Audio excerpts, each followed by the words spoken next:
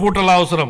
కాబట్టి అలాంటి అన్నదాతకు ప్రగాఢ కృతజ్ఞత భావంతో మేము మరో సూపర్ 6 హామీని నెరవేర్చడానికి సిద్ధమవుతున్నామని తెలియజేయడానికి ఎంతో సంతోషంగా ఉంది.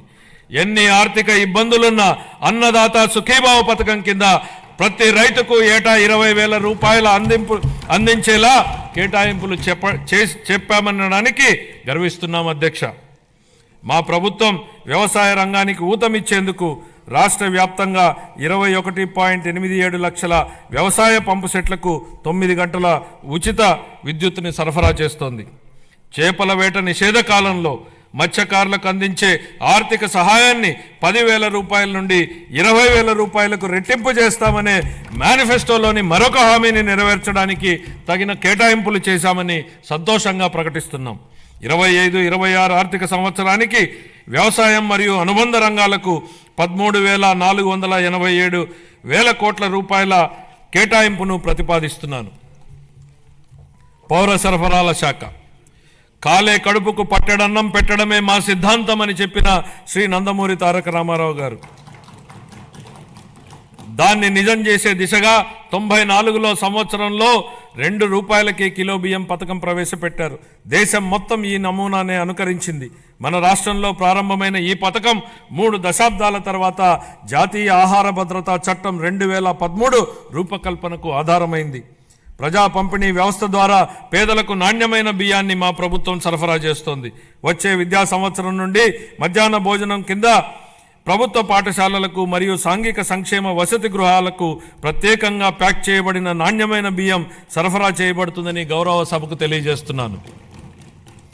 గత ప్రభుత్వం నిర్లక్ష్యం చేసిన ధాన్య సేకరణ ప్రక్రియను మా ప్రభుత్వం మెరుగుపరిచింది. వ్యవసాయ రాబడిలో వరి కొనుగోళ్లకు ఇచ్చే మద్దతు ధర ముఖ్యమైనది అని మనందరికీ తెలుసు.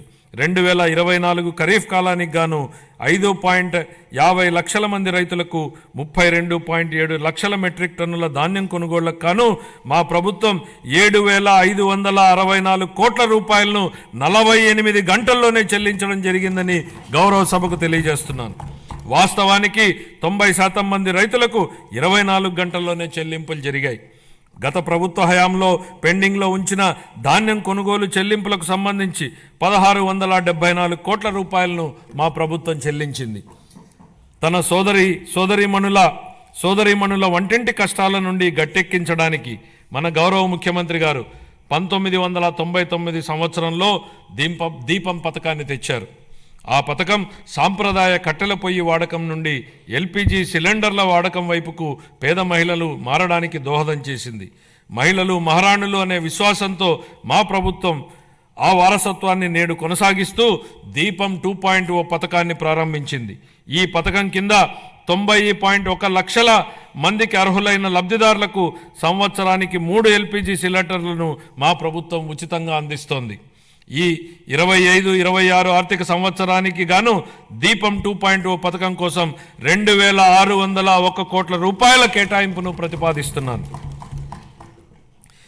ఈ ఆర్థిక సంవత్సరానికి గాను పౌర సరఫరాల శాఖకు 3,806 కోట్ల రూపాయల కేటాయింపును ప్రతిపాదిస్తున్నాను.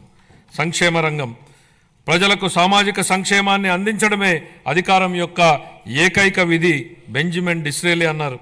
స్వర్ణాంధ్ర విజన్ 2047 లక్ష్యాలకు అనుగుణంగా మేనిఫెస్టోలో ఇచ్చిన మా హామీలను అమలు చేస్తూ బడుగు బలహీన వర్గాల సంక్షేమానికి మా ప్రభుత్వం పెద్దపీట వేస్తోంది.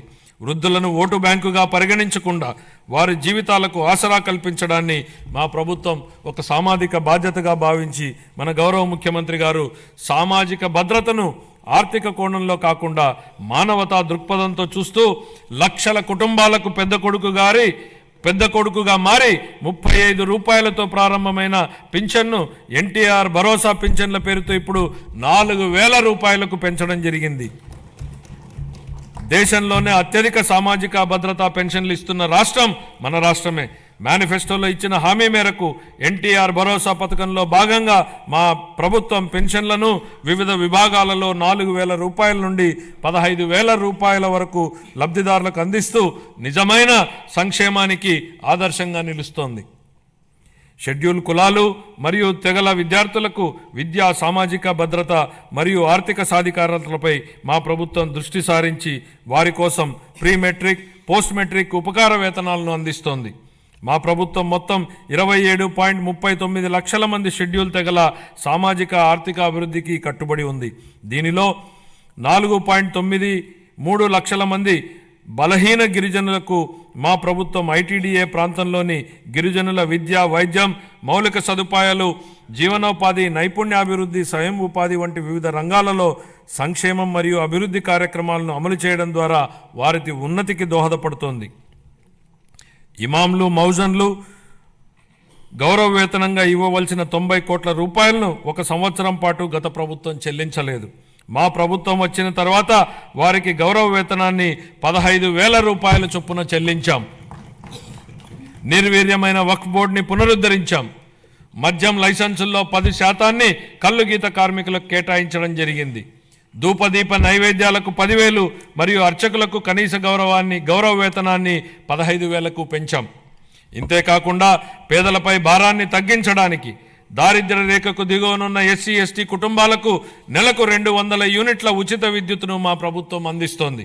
అలాగే దారిద్ర్య రేఖకు దిగువన ఉన్న వెనుకబడిన తరగతులకు చెందిన చేనేత అన్నలకు, నాయి బ్రాహ్మణుల సెలూన్లకు ఉచితంగా విద్యుత్తును అందిస్తున్నాం. సుమన్ టీవీలో మీ పర్సనల్ అండ్ బిజినెస్ ప్రమోషన్స్ కోసం కింది నెంబర్కి కాంటాక్ట్ చేయండి.